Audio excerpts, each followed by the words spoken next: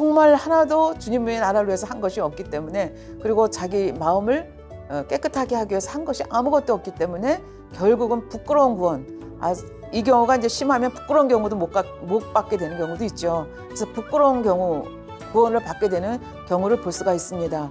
이 경우의 대표적인 예로 여러분들 들으시면 충격을 받으실 텐데요.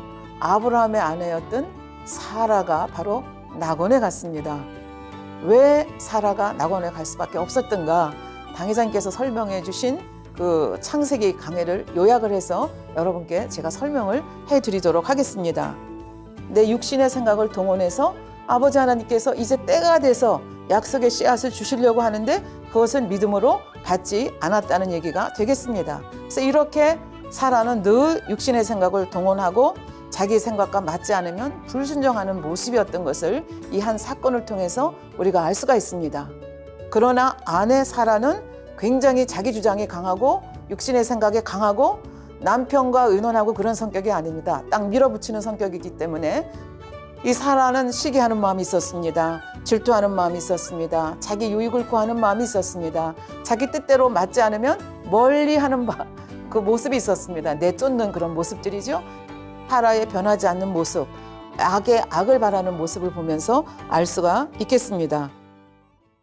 그 다음에 이제 세 번째 단계에 대해서 말씀을 드리겠습니다. 세 번째 단계는 믿음의 2단계, 3단계, 한 반석 아직 못 간 단계가 이런 일이 있겠죠. 믿음의 2단계, 3단계에 있다가 세상 유혹에 빠져서 첫사랑을 잊어버리고 신앙이 퇴보해서 믿음의 1단계로 쭉 떨어진 그런 케이스가 세 번째 경우라고 볼 수가 있겠습니다.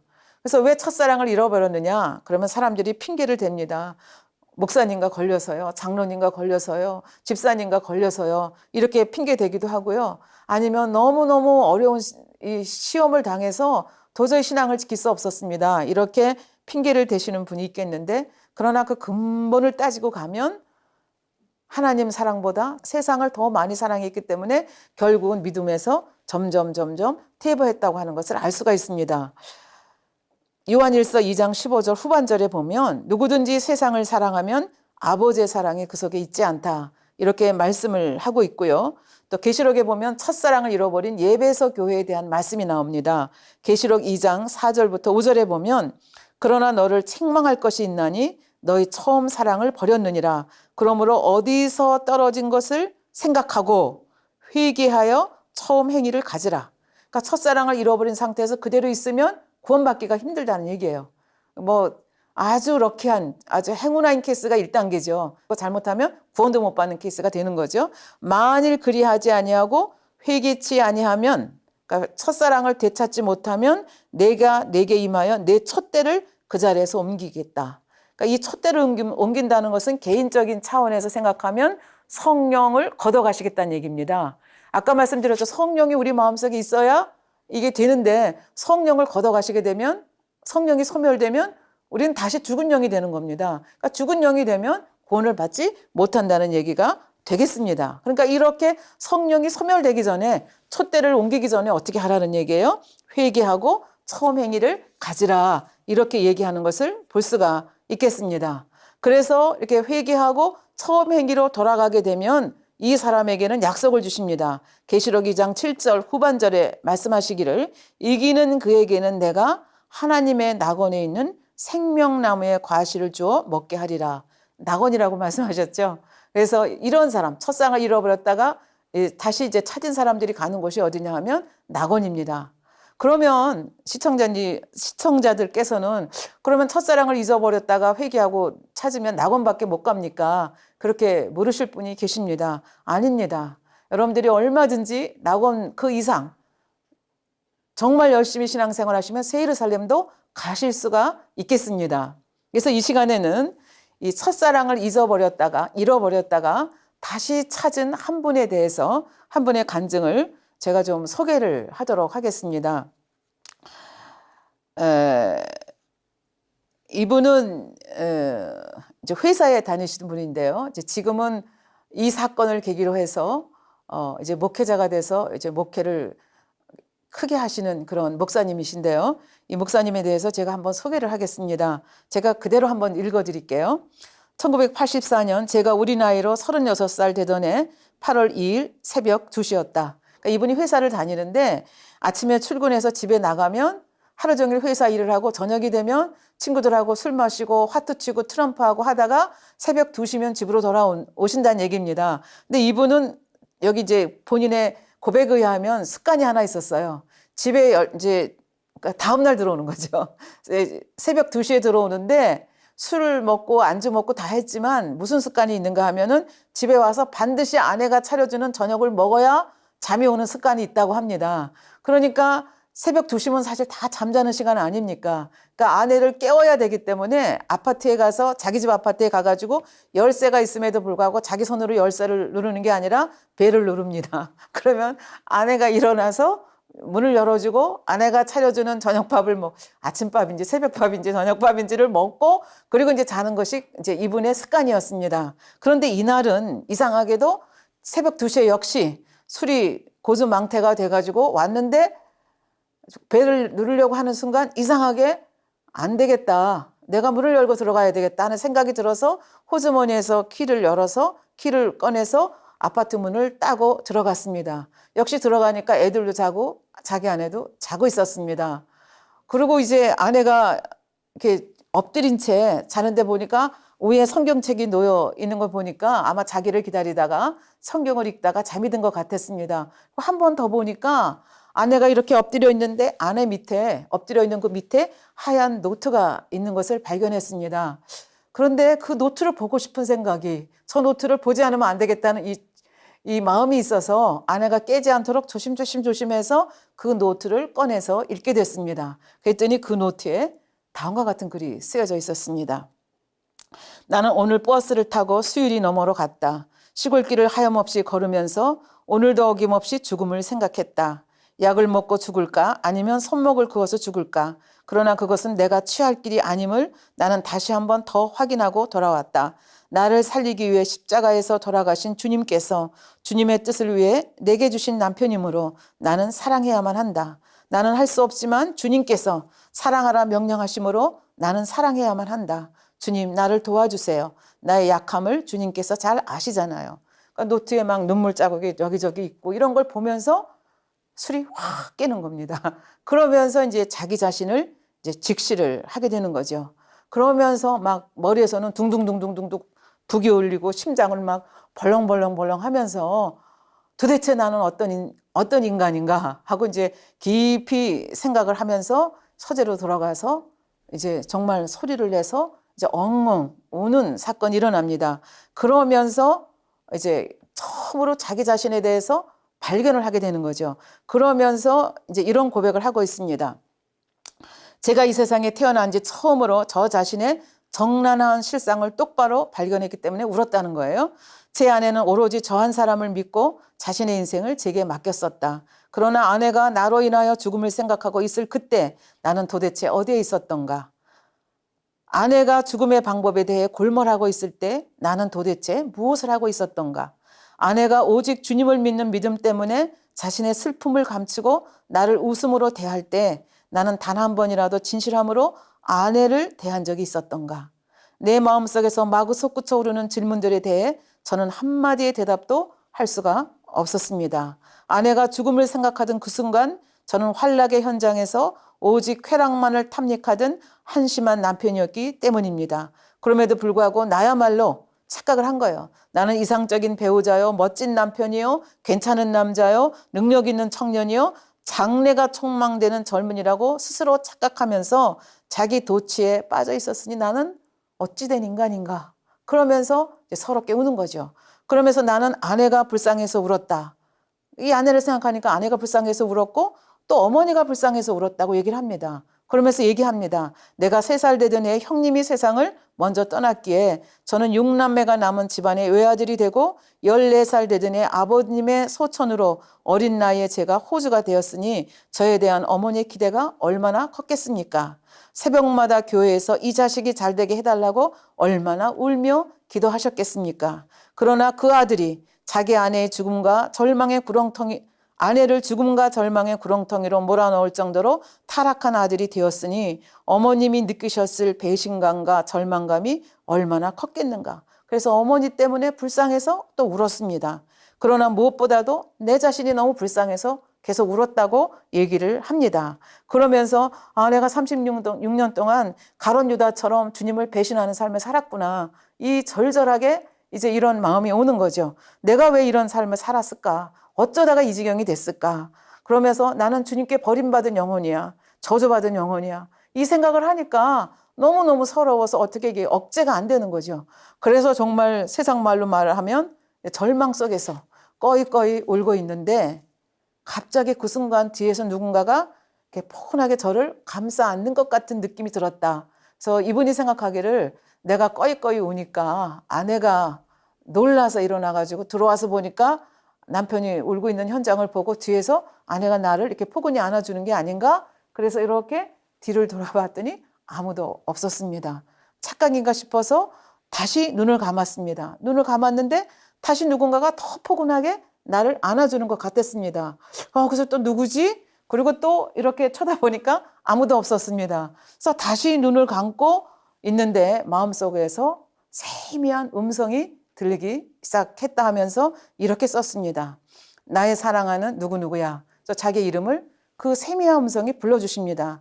나는 너를 단 한 번도 버린 적이 없단다. 지금 여기는 자기가 주님한테 버림받았다 생각하고 자기는 저주받은 인간이라 생각하면서 지금 서럽게 나는 도대체 어찌 된 인간인가 그러면서 이렇게 울고 있는데 주님은 말씀하시는 거예요. 나는 너를 한 번도 버린 적이 없다. 그러니까 이제 이분이 깜짝 놀라는 거죠. 그러면서 그 세미한 음성이 계속 말씀하십니다. 네가 나를 버리던 그 순간에도. 그러니까 하나님은 주님은 우리를 절대로 안 버리시잖아요. 우리가 그 손을 놓는 것 뿐이죠. 똑같은 얘기입니다. 내가 너를 버리던 그 순간, 네가 나를 버리던 그 순간에도 나는 줄곧 너와 함께 있었단다. 그러니까 이게 새로운 일입니다. 그러면서 이분이 고백합니다. 지금까지 성령님이 내 안에 계셨지만 일을 못하고 계시다가 이 사건을 계기로 해서 성령님이 나의 주인이 되셔서 나의 삶을 이끌어가기 시작했다. 그러시면서 고백합니다. 그 순간부터 저는 이상한 힘을 느끼기 시작했습니다. 이 이상한 힘이 성령의 능력입니다. 성령께서 강력하게 역사를 하기 시작하니까 제가 그토록 즐기던 술과 담배가 냄새마저 역겨워져서 그날부터 술, 담배가 끊어졌습니다. 손에서 떨어지지 않던 화투와 트럼프가 보기조차 싫어진 것이 그날부터라고 고백을 합니다.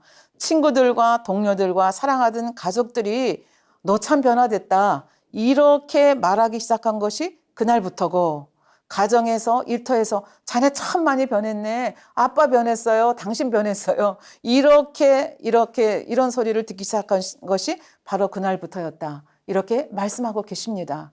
그러니까 첫사랑을 잃었다 하더라도 하나님께서 이렇게 기회를 주시는 거죠. 여기서는 이제 아내의 기도가 아마 굉장히 중요한 역할을 했던 것 같습니다. 그래서 이렇게 첫사랑을 다시 찾게 되면 엄청난 에너지를 가지고 하나님의 일을 하실 수 있게 되는 거죠. 그래서 이분은 이제 신학 공부를 하셔서 지금 목회를 대단히 잘하시는 분이십니다. 그래서 이렇게 첫사랑 잃었다 할지라도 다시 회개해서 돌이키면 하나님께서 얼마든지 신앙, 믿음의 분량을 키워갈 수 있도록 해주신다는 얘기가 되겠습니다. 그러나 첫사랑을 잃고 나게 되면 1단계에 머물다가 1단계에서 제대로 회개하지 못하면 아까 촛대를 옮겨버린다고 말씀하지 않으셨습니까? 구원도 못 받게 된다는 그런 얘기가 되겠습니다.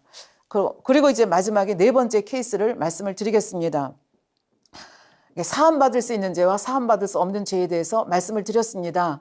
그래서 사함받을 수 있는 죄라고 하는 것은 죄는 다 지면 안 되지만 죄를 우리가 살면서 지었다 할지라도 회개하면 용서받을 수 있는 죄가 사함받을 수 있는 죄가 됩니다. 그러나 죄에 따라서는 절대로 사함이 없는 죄가 있다 말씀하시면서 이런 죄는 절대로 지면 안 된다. 왜냐하면 그런 죄를 지면 성령이 소멸돼서 성령이 소멸됐다고 하는 건 뭘로 알 수 있어요? 회개의 영이 오지 않기 때문에 회개를 못하니까 회개를 해야 죄사함을 받는데 회개를 못하니까 결국 구원받지 못한다는 그런 얘기가 되겠습니다. 그래서 이 사함받지 못하는 죄에 대해서는 크게 나서 세 가지로 나눈다고 말씀드렸습니다. 성령 회방, 거역, 모욕하는 것. 그 다음에 주님을 다시 현저히 십자가에 못 박는 것. 예를 들면 가룟 유다 같은 그런 케이스가 되겠습니다. 그 다음에 짐짓. 오랜 신앙생활을 해서 하나님이 뜻이 무엇이고 하나님의 말씀이 무엇인지도 알면서도 그래도 계속 알면서도 계속해서 이 육체 일들을 해나가게 되면 구원받을 수 없다는 얘기가 되겠습니다. 이 세 케이스의 경우는 구원이 없다. 그래서 이런 사람들을 위해서는 기도도 하지 말라. 그렇게 이제 말을 하는 거죠. 그래서 이게 특별히 이제 오늘은 성령 해방, 거역, 모독을 하셨던 분이 어떻게 구원을 받았는가에 대해서 여러분께 말씀을 드리도록 하겠습니다. 그래서 이 성령 해방, 고역, 모독은 마치 우리 역사로 얘기하면 임금님에 대해서 죄를 진 거나 마찬가지입니다. 그러면 의금부에서 그냥 단칼에 끝나는 거죠. 그러니까 아버지 하나님, 주님, 성령님, 특히 성령 해방, 거역, 모독 이 죄를 지면 용서받을 수가 없다고. 이 땅에서도 용서를 못 받고 내세에 대해서 용서를 못 받는다. 그러니까 엄청나게 무서운 죄인 것을 알 수가 있습니다.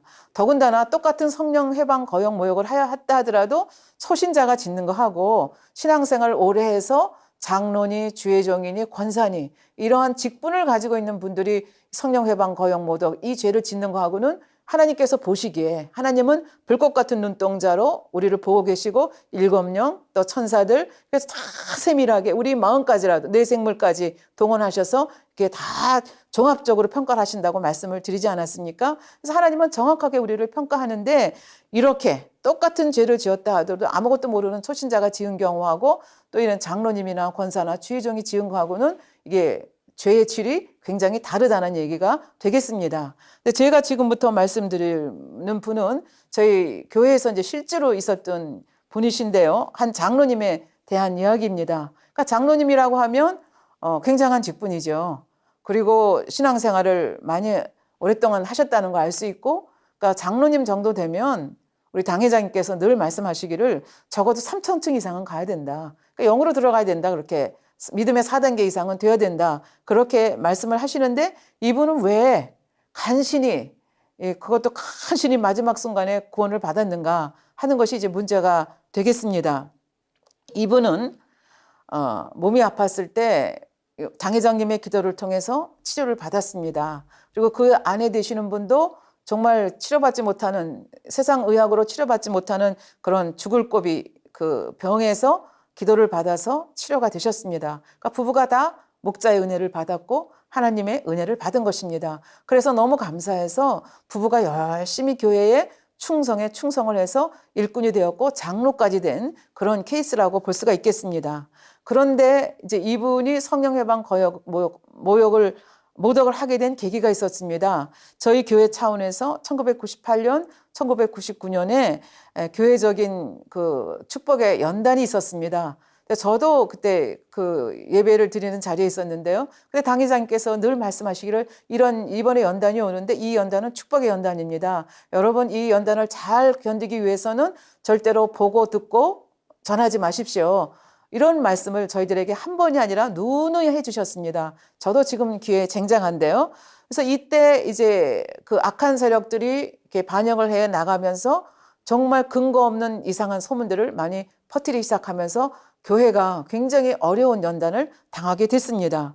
그러면 이제 이분은 장로님이시고 은혜도 받았고 또 이 여러 가지 입장으로 봤을 때 또 당회장님께서는 여러 번 단에서 부탁을 하셨기 때문에 절대로 누가 악한 말을 할지라도 근거 없는 소문에 대해서 보지도 말고 듣지도 말고 전하지도 말라 이렇게 얘기를 했는데 이분은 그러지를 못했습니다. 누가 얘기를 하면 솔깃해서 들었습니다. 그리고 더 무엇이 없을까 해서 더 들었습니다. 그리고 들은 것을 어떻게 했습니까? 더 나가서 전했습니다. 이렇게 하다 보니까 이게 이제 문제가 생긴 거죠. 그러니까 우리가 사실 부모 자식 간에도 사실 목자와 양의 관계는 부모 자식보다 더 진한 관계라고 볼 수가 있겠는데요. 누가 아무 이유 없이 우리 부모에게 침을 뱉었다. 우리 부모의 뺨을 때렸다. 그러면 그리고 우리 부모에 대한 욕을 한다 그러면 우리 아버지가 뭘 잘못했어? 그리고 자꾸 물으러 다니겠습니까? 그게 아니죠. 더군다나 아버지의 결백함을 내가 마음으로부터 신뢰한다고 하면 그렇게 하는 사람에 대해서 듣고 보지 않는 것은 물론이고 심한 경우는 정말 뺨이라도 때려야 되는 것이 자식의 도리라고 볼 수가 있겠습니다. 그런데 이분은 그러지를 못했습니다. 마치 노아가 홍수가 끝난 다음에 세 아들의 그 행위를 여러분들이 아시죠? 노아가 잘못했습니다. 이 케이스에는 노아가 술을 많이 먹고 포도주를 많이 마시고 이제 아마 벌거벗은 채 잠을 자고 있었던 것 같습니다. 그걸 둘째가 가서 보고 사실은 아버지의 부끄러운 모습이니까 소문 내지 말고 그냥 옷을 덮어드렸으면 되는데 밖으로 나와서 그거를 소문을 냈습니다. 우리 아버지가 이렇고 저렇고 저렇대. 그 소문을 듣고 첫째하고 셋째 아들은 소문을 퍼뜨린 것이 아니라 옷을 들고 가서 아버지의 부끄러움을 가려주기 위해서 뒷걸음질 쳐서 아버지의 부끄러움을 가려드린 것을 볼 수가 있습니다. 무슨 일이 일어났습니까? 아버지의 허물을 밖에 나와서 전한 이 둘째 아들은 저주를 받은 모습을 우리가 볼 수가 있습니다. 이것이 우리가 인생을 살아가는 진리라고 볼 수가 있겠습니다. 근데 이분은 이런 온갖 이 허황된 소문에 귀를 기울이고 전하고 이렇게 하다 보니까 하나님이 외면하시죠. 하나님이 외면을 하시니까 원수마귀 사단이 생각을 탁 사로잡습니다. 그러니까 점점 더 이제 악이 발동을 하게 되는 거죠. 그러니까 이렇게 하다 보니까 기도가 안 나옵니다. 말씀이 안 들어옵니다. 그러니까 충만함이 떨어집니다. 그러니까 신앙을 다 팔아먹는 게 되는 거죠. 그러면서 이렇게 지금까지 정말 봉사대에서 봉사하시고 충성봉사해서 하나님께 쌓았던 상급들이 하나하나 다 허물어져서 이제는 정말 구원받기도 힘든 이런 상태인데 이런 상태에서 하나님이 외면하셨기 때문에 중환병에 걸리셨습니다. 그래서 세상 의학으로도 해결이 되지 않는 중환병에 걸렸는데 이 중환병에 걸린 이 영혼을 놓고 이제 어두움의 영들이 작용하기 시작하는 거죠. 그래서 이제 이분을 신방 같은 분들이 보면 이렇게 누워있다가 갑자기 막 공포에 질린 얼굴로 그냥 말도 못 하시는 그 상태에서 공포에 질린 얼굴로 막 돌아다니고 그런 모습을 봤다. 그렇게 얘기를 하십니다. 그래서 이 가족들이 당회장님께서 이제 기도하고 내려오셨을 때 이 장로님을 모시고 왔습니다. 그러니까 뭐 누워 계신 상태겠죠. 근데 이 가족들은 갑자기 쓰러지셨기 때문에 치료를 해달라고 치료받을 기도를 받기 위해서 당회장님께 오셨는데 우리 당회장님께서 보니까 하나님께서 걷어가실 이게 임종 기도를 해줘야 되겠다는 그 주관을 받으셨고 얼굴을 보니까 너무 공포에 이게 시달리고 있는 것입니다. 첫째 시간에도 말씀을 드렸지만 우리가 이제 마지막 임종 시기가 되면 잠깐 하나님께서 영안을 열어주셔서 구원받을 사람은 흰옷 입은 두 천사를 보게 하시고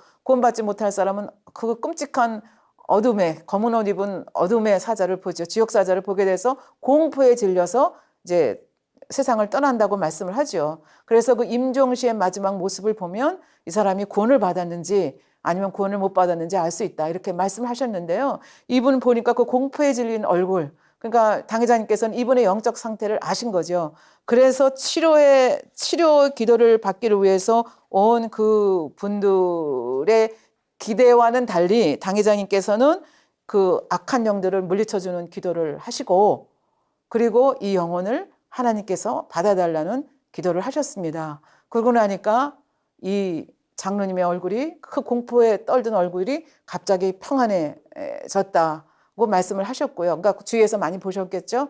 당회장님께서 말씀하시기를 곧 소천하실 거라 말씀하셨는데 그 다음날 소천을 하셨습니다. 그리고 이제 나중에 그 가족들이 보고 하시기를 이렇게 돌아가셔서 이 장로님이 말씀을 못 하시는 그 상태에서 굉장히 눈물을 많이 흘리면서 평안한 상태로 돌아가셨다. 이렇게 말씀을 하셨습니다. 그러니까 이 원수마귀 사단의 입장에서 보면 내 자식입니다. 지옥으로 끌고 가야 되는데 하나님께서는 몇 가지를 생각하셨습니다. 하나는 당회장님을 사랑하고 물론 마지막에 배신했지만 그 사랑하던 그 공로 그거를 인정하고 또 당회장님이 이 영혼이 지옥 간 걸 아시면 얼마나 마음 아파하실까 이걸 아시기 때문에 기회를 주신 거죠. 그래서 마지막에 이 목자를 만나서 그 어둠의 세력들을 물리침을 받게 하시고 또 임종기도를 받게 하시고 결국은 아주 턱걸이에서 구원받는 이런 일들이 벌어진 것을 볼 수가 있겠습니다. 그래서 이 성령회방 거역 모독이라고 하는 것은 정말 구원받기 힘든 케이스인데 하나님의 특별한 사랑과 긍휼을 입은 이런 케이스라고 볼 수가 있겠습니다. 그래서 오늘은 믿음의 1단계에 대해서 그래서 믿음의 1단계란 어떤 믿음인가? 성령 받기 위한 믿음, 구원받기 위한 믿음이라 말씀드렸고 이분들이 가는 곳은 낙원. 그래서 낙원은 어떤 것인가? 물론 아름답고 좋은 것이지만 집도 없고 상급도 없다. 면류관도 없다. 그렇게 말씀을 드렸습니다. 그리고 어떤 영혼들이 가느냐에 대해서 4가지 케이스를 통해서 여러분께 설명을 해드렸습니다.